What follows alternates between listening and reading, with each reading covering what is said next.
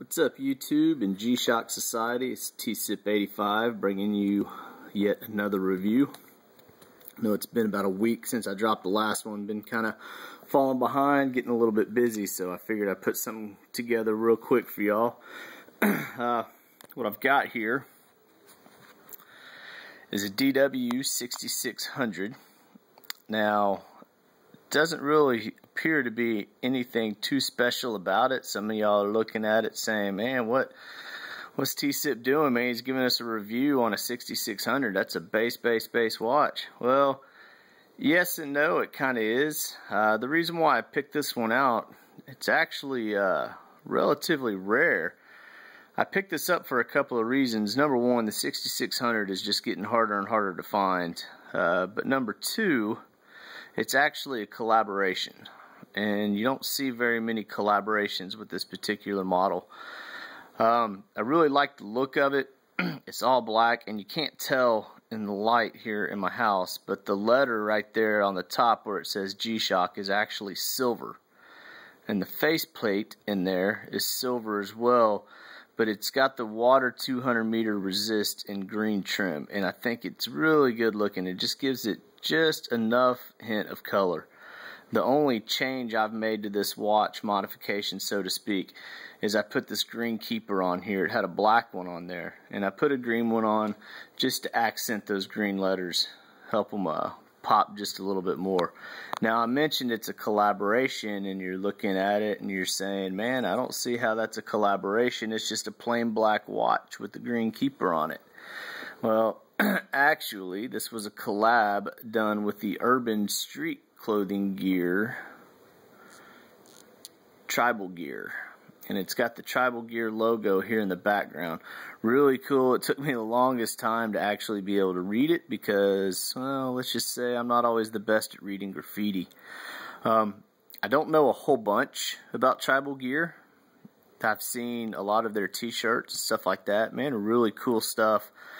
Anytime I look it up, I come across big names like Mr. Cartoon and even Eric Hayes. And looking at this logo in here, the way the eyes dotted with the little halo, the way it says gear on the bottom with the arrow, it almost makes me think that this particular logo could have possibly been drawn by Eric Hayes. Now, that's just me saying something. I have no idea at all. Like I said, I'm just throwing that out there. Anyway, pretty rare watch. I've done lots and lots of research, and I just can't find anything about it. I don't know what year this was released. I don't know how many were made. But all I know is that it was a G-Shock collab made with Tribal Gear, and it's got a cool backlight logo in it. Other than that, just your basic DW6600. I don't know if that's going to tighten up enough for you to be able to read it.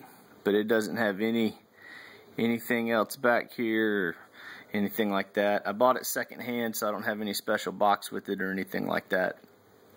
Now, I know some of you guys are watching my reviews and y'all have seen the TSIP85 name thrown out there. I think mostly I'm kind of recognized with custom camos, and y'all are wondering when I'm going to start doing reviews on those camos.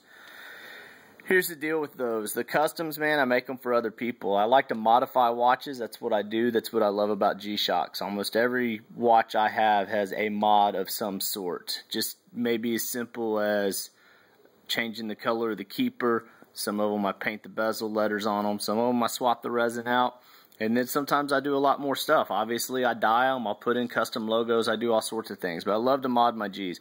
The custom camos, I do those for other people. You know, I've made a couple for myself, but every time I make one for myself, it ends up gone. So, you know what? Here, I'm going to... Well, no, I won't. Anyway, they all disappear. People pick them up really quick. So, eventually, maybe I'll get around to doing a review on one, but I don't do a review on somebody else's watch. When I make a watch for somebody, I let them pick the colors, the designs. We'll collaborate. We'll come up with an idea. I put it together. That's all I do. But it's their watch. It's their idea. It's their design.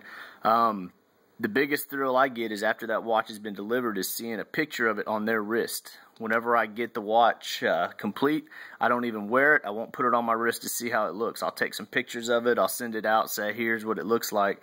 But I don't get to see it on somebody's wrist till they're wearing it. So you guys won't see me doing a review on a custom camo, mainly because it's someone else's watch and they haven't seen it yet. So I'm not going to put a video of it up and drop it on YouTube before somebody's had the opportunity to see it.